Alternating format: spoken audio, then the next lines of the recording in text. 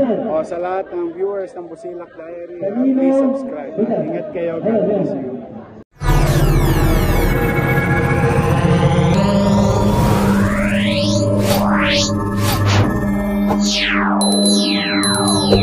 Kailan ay hindi tayo iniwan sa gitna ng laban natin sa pandemya. Ang isang taong tunay na nagbigay ng pagmamahal, malasakit at kalinga sa aking mga nanay at tatay. Ang bakang galing sa hirap, nagsumikap. Ang bakang Maynila, Yorme, Isko Moreno, Tamangos!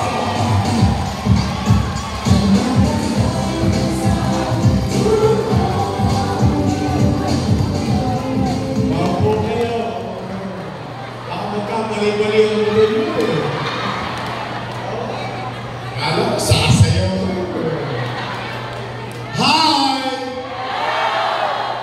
Hello! Nako, gising na gising. Dapat nagsisiesta kayo ganitong oras eh. Pero, mga nanay ko, mga tatay ko, mga lolo ko, lola ko, maraming salamat sa pagtugon ninyo sa aming pamilya. Thank you very much.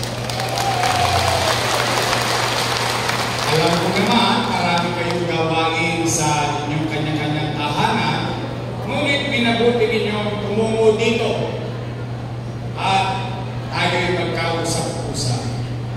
Pumanatag naman kayo, huwag kayong mag-alala. Hindi naman kayo uuwing konsumido. Okay.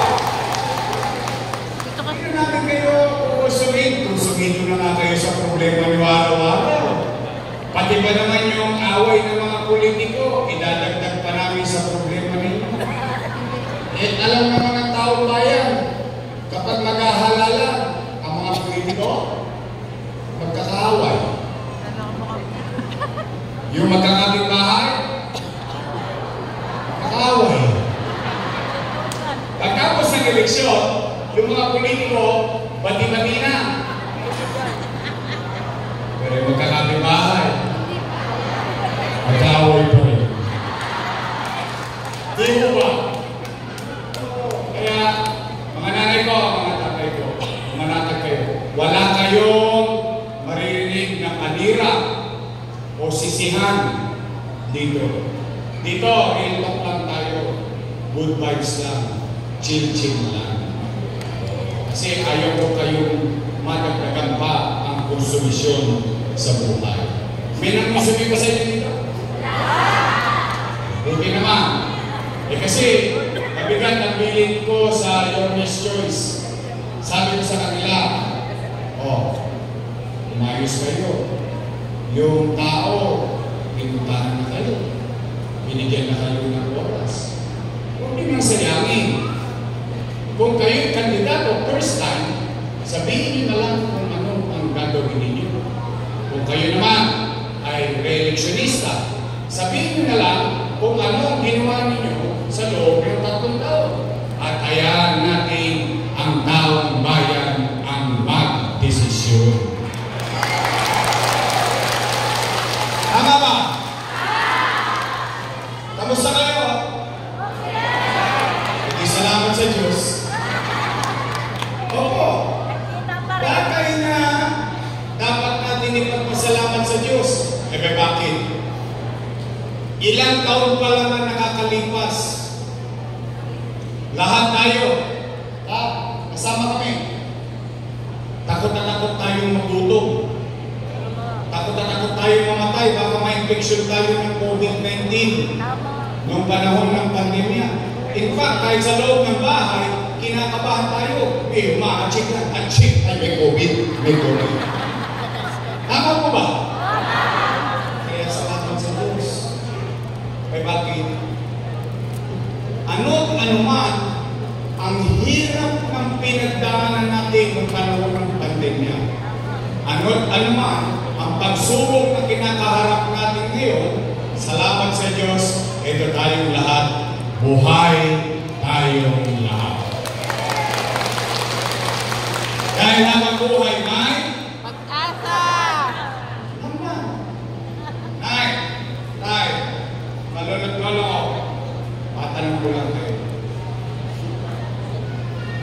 ba kayo naghahanap ng ibang mayor kung meron namang mayor na nakaupo?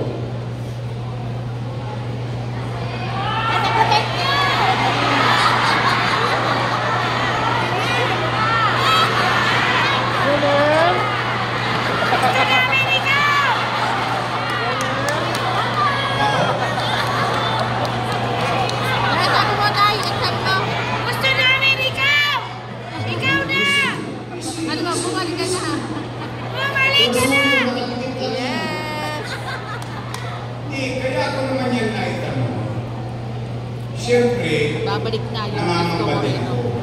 Bakit? Dahil ang mga nangaupo, alaga ko yan. Opo. Inaruga ko yan for almost 20 years. Bakit? Dala ng pagtanaw ko ng utang na loob kay Danny Lacan. Alam niyo yan. Hindi ko yan kinubli. Hindi ko yan tinago.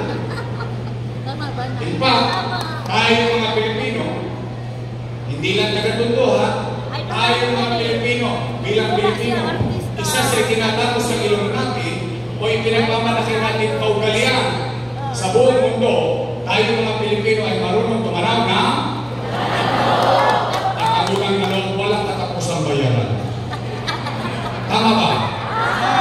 Tingnan natin kung talaga bang inalagaan ko, inaruga ko yung mga anak ni Boss Danny bilang pagganti ng utang na loob sa kanya. Una, Philip Lacuna. Nakaupo? Nakaupo. Dennis Lacuna. Nakaupo? Ray Lacuna. Nakaupo? Asawa ni ate. Si ate. Ilan sila? Happy? Masaya ako. Masaya ako na sa tulong natin lahat, yung hindi napagtagumpayan ni Boss Danny, napagtagumpayan ng kanyang anak. Pero, kung sila'y naging mabuti sa kanilang tungkulin o hindi, ay hindi naman ako para umusga. Taong bayan ang mag-uusga niya. Tama po ba? Tingnan ninyo. Bilang magtanaw ng utang kay Boss Danny, maghanap kayo. Kahit isa lang na dumagoso sa City Hall. Bakit? Bilang pagtanaw ng utang na loob, isinantabi ko ang mga anak ko, inuna ko muna yung mga anak ni Boss Danny. Ano? Yorme, tatanaw ka pa ba ng utang na loob? Sagot. Opo. Bakit? Pilipino ko eh. Ganun talaga tayo mga Pilipino. Kaya lamang, meron lang akong pakiusap. Baka naman kung po pwede, sa ibang bagay na lang ako tumanaw ng utang na loob. Bakit? May utang na loob din naman ako sa taong bayan eh. Kung walang Diyos at wala kayo, wala ako sa pinalalagyan ko kayo. Ngayon, masama naman bang lingunin ko yung taong bayan? Yung taong bayan ang sumisigaw na, bumalik ka na! Bumalik ka na! Bumalik ka na! Bumalik ka na! Bumalik ka na! Taong bayan na sumisigaw na bumalik ka na, ako sinigawan niya, huwag ka na bumalik!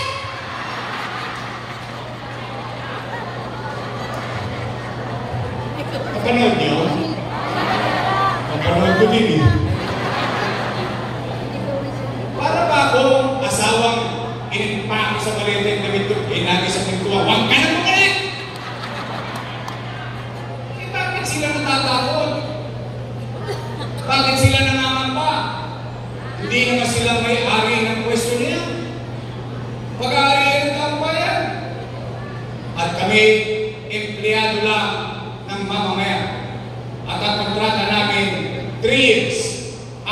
3 years expired. Mas babalik ka ulit sa taong bayan. Magpaparenew ka ng kontrata.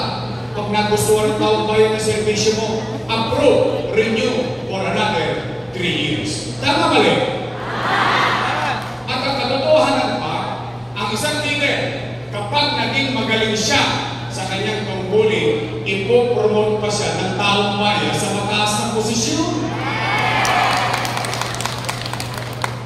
Katulad ninyo, pinuto nyo itong konsihal. Konsihal, 9 years, finish or not finish, pass your paper.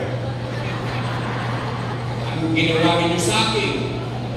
At ang District 2, 3, 4, 5, 6, ginawa ninyo kung Vice Mayor. 9 years, finish or not finish, pass your paper. Tapos ginawa ninyo kung Mayor. Inagagalit. Kung ngayon, ba't naman hindi sasama ang loob? Iwawaglit lang ako na wala, binabago na nila. Ang buong akala ko, hindi ko alam kung ito rin ang akala nyo, kaya natin sila binoto, ang akala natin kung ano yung simulan ko, itutuloy na lang nila. Kaya nga natin sila binoto, hindi ba? Iwawaglit ako na wala, binabago na. Una, ano pinagdaragdan ko? Patungkol sa senior citizen. Tingnan natin ha. Pag-usapan natin. Tay, mga lolo-lola ko. Di ho ba tayo ngayon ay may pensyon? Buwan-buwan. At ang bigayan every quarter. Tama? Tay, totoo ba na kapag wala ka sa araw ng payout ng pensyon, forbidden na yung pension mo? Mali yun. O sige, alalahanin natin kung paano ko yan sinimulan. Wala pa naman kayong Alzheimer's. Baka. Kasi yung iba dito, mukhang ginabot pa si Mayor Lacson.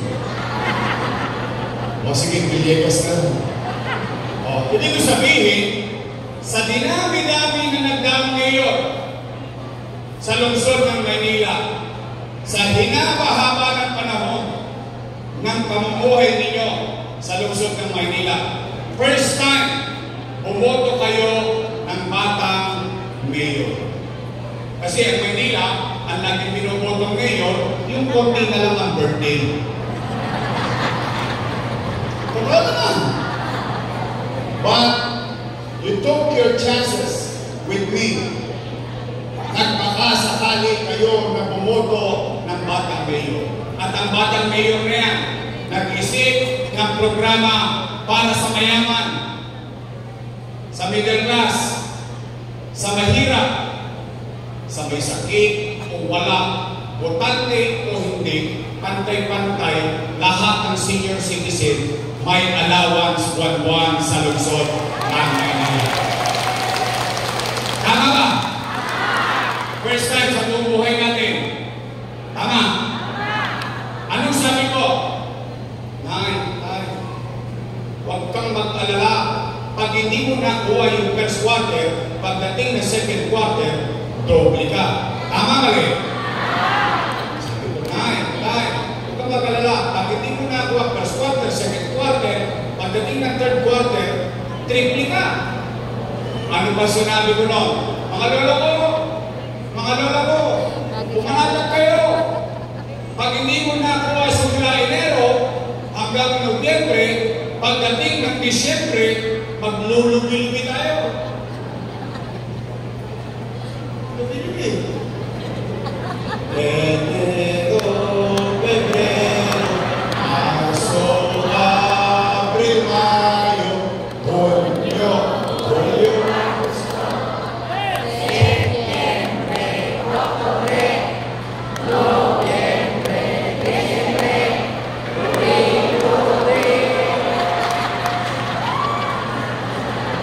Siguradong-garado kayo.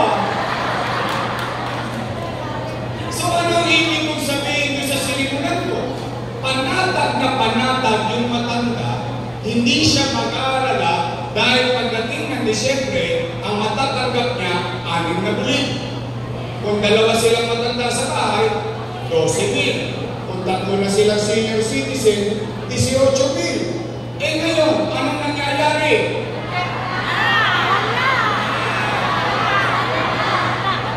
Takot tuloy yung matanda.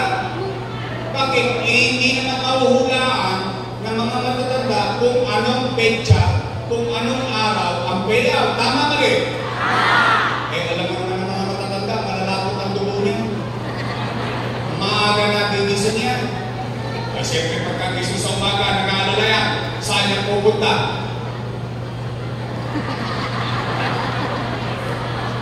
Chairman, balita.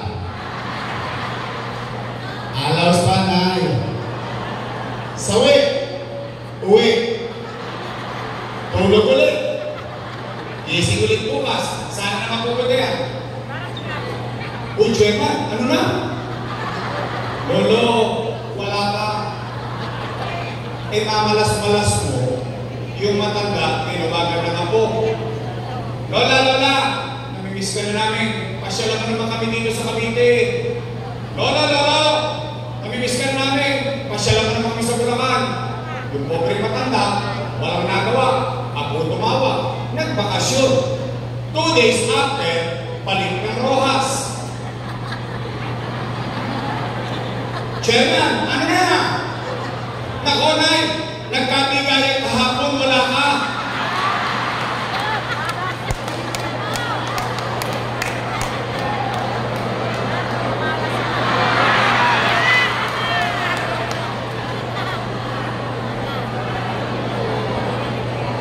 Kakarambot na pera, ipinagdadamot pa natin sa matatanda.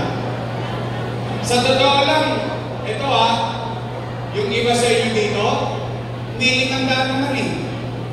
Kaya lang, itinatano sa mga matanda, naiyayabang na sa sarili niya, na for the first time sa dinamika ng nagdaang ngayon, sa inababa ng pamumuhay niya, sa tagal niya pagbabayad ng amilya, ngayon lang siya nakaramdam na mahalaga siya, importante siya, mahal pa pala siya ng gobyerno ng lungsod ng Maynila.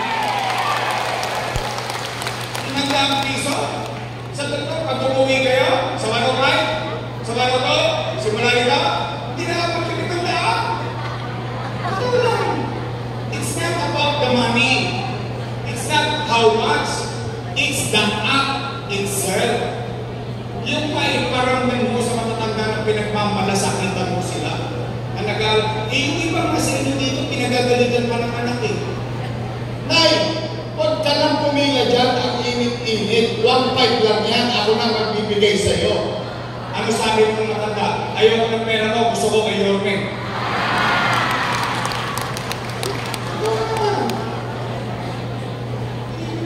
Pahir ba? O Nay, totoo ba? Totoo ba na kapag hindi ka na bundante, tanggal ka na rin sa pensyon? Mali na naman yun. Bakit? Alalahanin natin ha. Ano sabi ko? Mayaman, middle class, mahirap, may sakit o wala, botante o hindi. Bakit ko inisip malayo pa na isama sa rules, botante o hindi dapat may pensyon? Bakit? Dahil yung matanda, patuloy na tatanda at magkakasakit. O ngayon, halimbawa, nanay mo, asawa mo, nakahirati sa karamdaman, 6 na taon na, 2 eleksyon hindi nakaboto, titanggal na sa listahan ng botante. Tama ba rin? Pero buhay pa, humihinga pa, tao pa, mamamayang pa ng Luzon ng Maynila, dahil walang pakinabang sa boto, wala ng pensyon. Wow! Lupit nyo din. Tatanda din sila. Una-una lang yan. Mauna na sila.